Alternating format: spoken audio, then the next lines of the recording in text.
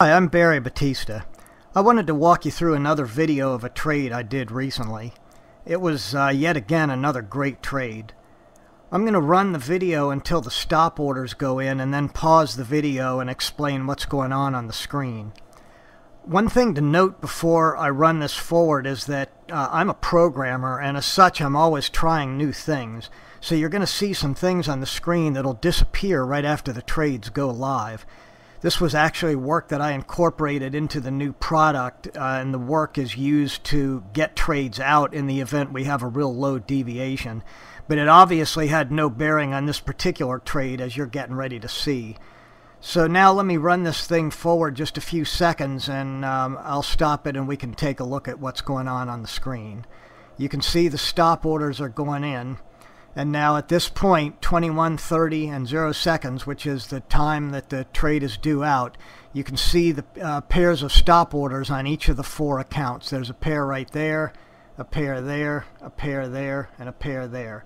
So the straddle's done its job. All the stop orders are in and ready to go. Now we'll run it a few seconds forward, and you can see what happens in the initial seconds of this event. The data comes out at a 0.4, which for this particular trade is very good deviation. And you can see from the spike that we got a pretty substantial spike out of it. Let me stop it here. You can see we got a real nice spike out of it from this tick chart, and you can see that all the accounts have live orders on them, and I'm up fairly well on this trade to this point. Now, and actually before we move forward, let's take a quick look at the account balances. There's a little over 11,000 in this one. There's 68.92, about 6,900 in that one. There's a little over 11,000 in this one, and there's about 5,100 in that one. So now what I want to do is advance this thing forward a little bit, and we'll see what was going on towards the end of the trade. I'll stop it here. This is about 3.5 minutes later, which for me is nearly a marathon. I'm rarely in trades this long. But you can see I've closed out some of the positions and left some of them in. This account balance is up to 12.2. This one's completely out. It's up to 7,800. It started at 68. This one is still at 11,000, and this one is up to about 5,200. So things are going along pretty well here. Now I'll advance to the end of the trade, and let's see what actually happened here. Okay, you can see now all the trades except one portion of one trade is still left. And you can see that this account balance is up to 12,700. It started out just over 11, so that's about 1,700 there. This one is at 7,800. Looks like that made about 1,000.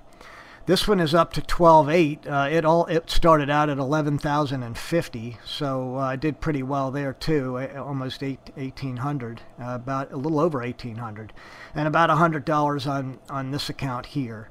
So all in all, did real well.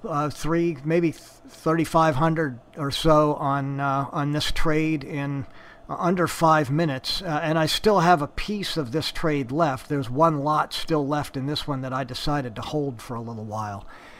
Anyway, I thought you might like to see another example of straddle trading at its best. Thanks for watching. I'd like to show you real quickly a basic setup of the new Straddle Trader Pro program.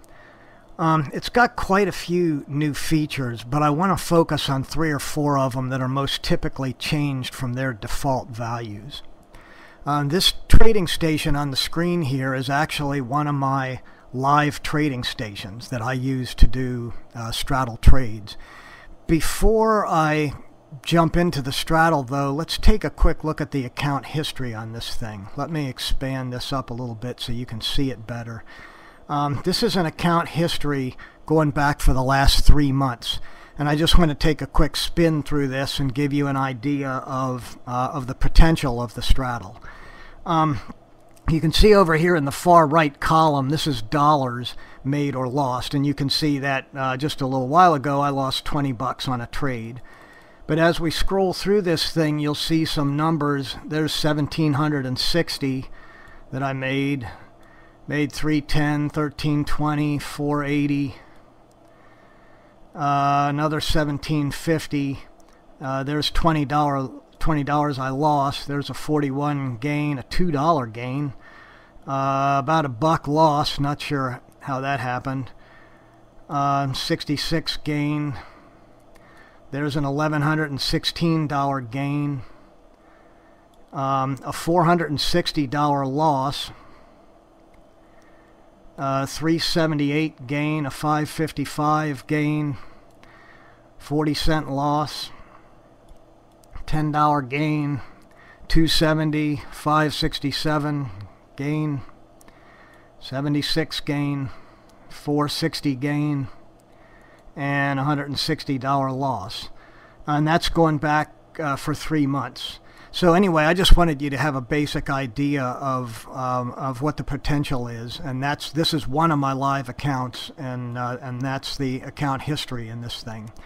Now let's take a quick look at the straddle and look at a couple of the parameters in the thing.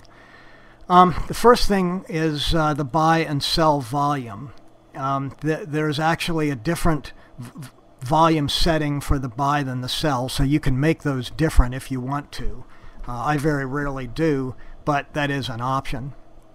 The next thing I want to show you is the timer. This is always used, and the way you turn the timer on is you just set this to yes, and this is military time, the military time in the hour field. So if you've got a trade, if you live on well, I guess it doesn't matter where you live. If the trade is at 8:30 a.m. your local time, then you would just set this to yes, leave the hour at 8 and the minute at 30. If the trade is at, say, 8:30 p.m. local time, this would be yes, and this would be 20. This is military time, so this would be, the hour would be 20, and the minutes would be 30. The next thing that I want to show you that is frequently modified is these three right here: the acceptable spread, the max spread, and the percent reduction per pip. What the acceptable spread is telling us is, for this lot size that you've chosen up here, let's say you picked one lot, if the spread goes up to 5 pips, you want it to leave the lot size alone.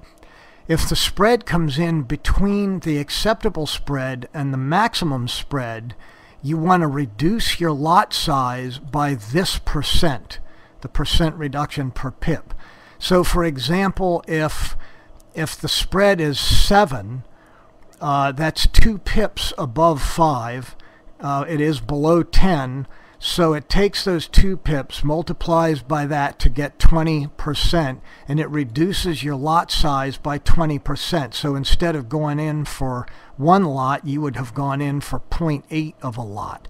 And it does that on the fly right at the split second that it's entering the trades.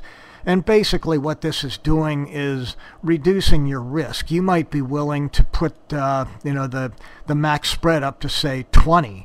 But you just don't want to trade the full amount if the spread grows that big. So it'll actually dynamically adjust your lot size based on the amount of risk that you want to take. And then the last thing I want to talk about here is the sell pips and buy pips. This is also something that's very important. The sell pips and buy pips are the number of pips away from the current price that the straddle is going to enter the sell stop and the buy stop order. So if the default is 6, and that tells it to enter the sell stop 6 pips below the sell price and the buy stop 6 pips above the buy price. And what that does is it gives you a little room for the pair to float around between the time the orders are pending orders and the time the news comes out and hopefully one of them goes live.